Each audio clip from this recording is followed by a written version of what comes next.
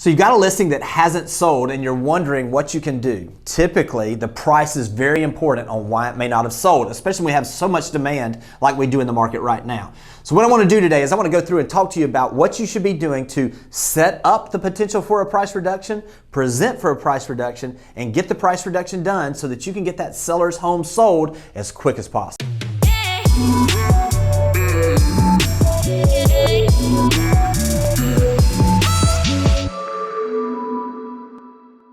All right, so you've had this listing and now you know that typically in this market we're seeing where things are selling extremely fast, but this house has not sold. A lot of times, price is obviously one of the main reasons why it hasn't sold. So what we want to do is I want to talk you through the process that I utilized in my business to make sure that I put my sellers in a position to get the house sold at the highest price in the least amount of time. One of the things is that if you're working on this from a standpoint of understanding that you may have to go back if the house doesn't sell for a requesting a price reduction, setting the stage early is critically important. I did this actually during the listing process. So before we even signed the listing agreement, I was going over the comparable sales and I was showing them where we were. I would use things like this. I would say things like this. Listen, we're at a place in the market where if we're getting surprised, we're getting surprised to the upside of what the market's willing to yield for your price. That's not always the case. We are in a place where we're shifting a little bit, but I don't mind pricing this on the upper end of where we think this might potentially sell just to see where the market is. But since we're pushing the prices, understand that I'm going to do the process in this launch that we do with all of our marketing. If we haven't basically gotten an offer by 3 weeks, then what I'm going to do is I'm going to come back and I'm going to share with you kind of where the market is now and give you the information for you to make a decision if it's best for you and for me as your representative to be able to go in and to actually do that price reduction so we get the house sold in the time frame that you want to do that. We're setting the stage early. I'm talking to them about the process. Here's the thing. Once you get this listed now, after you set that first part of this done, now we get that house on the market. Communication is critical, especially in those first 3 weeks, because if they don't hear from you, they don't know what you're doing. Communicate everything you're doing marketing-wise. Communicate all of the things that you're doing. Communicate to them about the showings that are happening. Get the feedback to them. Constant communication gives them the confidence that you're on top of this. It gives them the confidence to understand what's going on. The feedback that you get from those showings is critical because people are going to notice things that maybe the seller doesn't need, and it also gives you the ability to let basically the feedback be the bad guy, so to speak, and say, gosh, I don't know that I totally agree with this, but they make a good point. We may need to address whatever it is that they say on there that needs to be done. If they say that, hey, we felt like it was overpriced, that's feedback we need to be giving those sellers so that they know what's really going on. And then also as we're doing this and we're going through this process and we're communicating these things to them, we do get to a point where we're like, remember when we first started, I said that we would basically, if we got to 3 weeks and we didn't have an offer or we had not sold it, that I would come back and give you a complete updated valuation analysis of what may have happened in the last 3 weeks as far as new places come on the market, the competition we've got out there to sell. Also, anything that's gone under contract, how does that relate to the pricing on your place? And anything that may have been pending that was going to sell that had not closed yet so that we can see the active numbers that are going to affect the appraisal. Once you've done this and you've communicated and you started the process early and you've communicated throughout, it makes the conversation when you get 3 to 4 weeks in that you begin to ask for that or give them the information to let them make the decision on the price reduction, it does give you the ability to have some credibility. You've shown them exactly what the process was, and now they've got more confidence in your professionalism as you ask for this. Now we're at the point where we're going to actually request, or we're going to go in and we're going to suggest that they make the price reduction. Now, we really need to set the stage here. Listen, just asking for, I think you should reduce the price without giving them facts is really a losing game. It shows that you're unprofessional, it shows you're unprepared, and it gives you the seller the ability to think, well, maybe they're just out to get a quick paycheck and they just aren't worried about my bottom line. What we want to do is we want to present this in a way that's not only professional, but gives them the information to understand why this price reduction in your suggestion of making this price reduction is important for them to get the house sold. So I would start with the process by giving them the facts of exactly where we are in the process. I would state it something like this. I would say, your house has been on the market for X number of days. Your house has had X number of showings during that time. We've received X number of offers during that time. A lot of cases it would be 0 on the offers, and I would have a document and basically the number of showings that we've had. Then I would just quote something from the National Association of Realtors. I would say a National Association of Realtors survey showed that homes that have been on the market for 3 to 4 weeks that have not had many showings, basically the market's telling you that the home is priced about 10% above the market. It also said in that survey that homes that have been showed many times but have not received an offer are probably around 5% above where they should be with the asking price. Based on this information, my suggestion is, and I would just basically break this down, and then I would go into and I'd say, here are the other factors that are affecting your positioning on the market to get your house sold as quick as possible and for the highest price. Now I'm going to give us some additional facts of what's going on in the market and in their personal situation to see if this might make sense for them to go ahead and make this price reduction.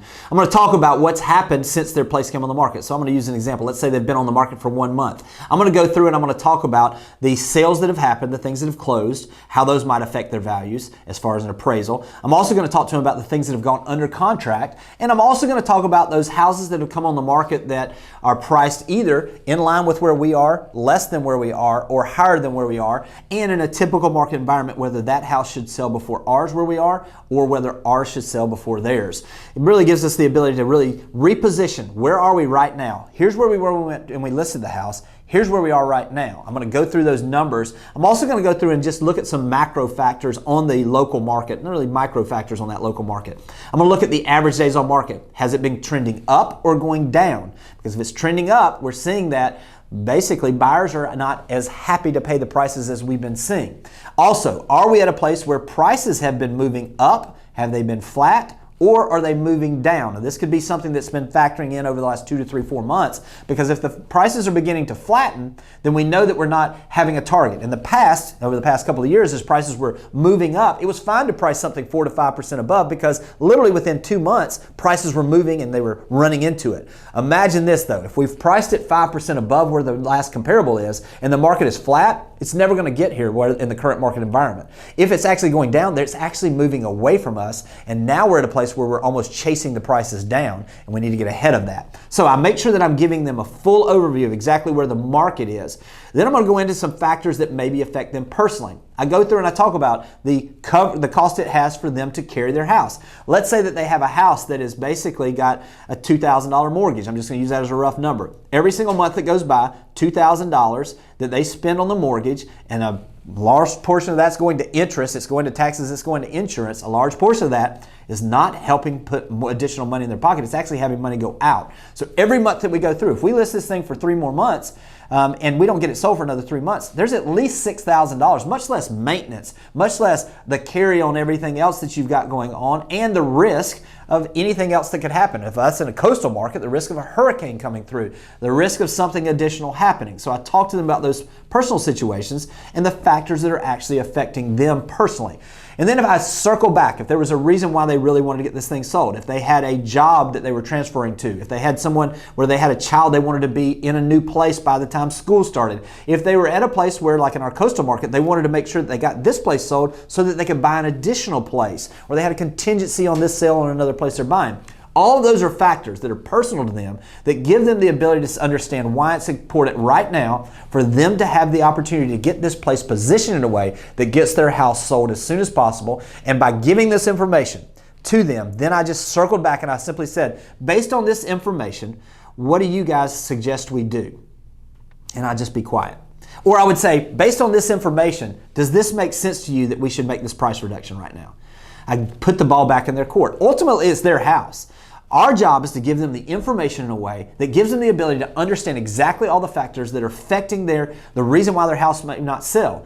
Also, if we've made a price reduction and they decide they don't want to reduce it, it takes a little bit of the pressure off of us, because if the house does not sell, we can then come back and revisit this again and say, this is why I wanted to do this 2 months later. I wanted to make that price reduction because the market was telling us without saying a word, it was screaming at us at that point that it was not willing to pay that price. Now we've got more leverage, we've shown our professionalism, we've done our job, which is not just to get the house sold, it's to give them the information so that they can get the house sold and position it in the best way they can to meet their individual needs. If we do these things, that's going to really make us stand apart from all the other realtors that are out there. One other thing that I try to go over with the seller is I want to make sure that they understand that this does give us the opportunity to market the home in a new and a fresh way. It's basically like a relaunch. If we get this price reduction, we all know that the portals out there, the people that have saved searches set up, it hits those folks with an updated valuation on this place. So even though it may have been something that maybe they had looked at before and it just didn't make sense to them at that price, all of a sudden the new price reduction is going to hit all of those people that have saved searches. It also gives us the ability that if we've had some showings, for us as the agent to circle back and say, hey, we've got a price improvement, because it is important the way you state these things. We've got a price improvement on the house that you showed a couple weeks ago. Just wanted to check and see if your clients might be interested now with the new price. Also, we have the ability on social media to get out there and relaunch the thing as far as a price improvement. We can send emails to the group of agents that service that area talking about a price improvement on the house. We've got another set of arrows, so to speak, in our quiver for marketing. When you communicate that to the seller, it gives them confidence that you're not just trying to get a price reduction just to get paid. You're doing this in a way that it helps you market their house so that you can sell it faster and for the highest price possible for them. All of these things add up to just show your professionalism. Listen, we're at a place where our job, especially on the listing side, it's important for us to be able to communicate in a way that sellers understand and comprehend that we're the most professional people in the business, and that by having us there, we're going to give them the information they need to make the best decision possible for them. Listen, if you'll attach these things to your business profile, if you're going into a listing and set it up from the beginning, if you'll communicate the whole way through, and when you ask, you'll give facts and you'll give them the opportunity to understand exactly why it might make sense, I promise you're going to get those price reductions more often, and it's going to help you get more houses sold. Take care, and I'll talk to you soon. Thanks for watching the video. I specifically chose the video below for you because it builds on the one you just watched. I hope it's helpful, and I'll talk to you soon.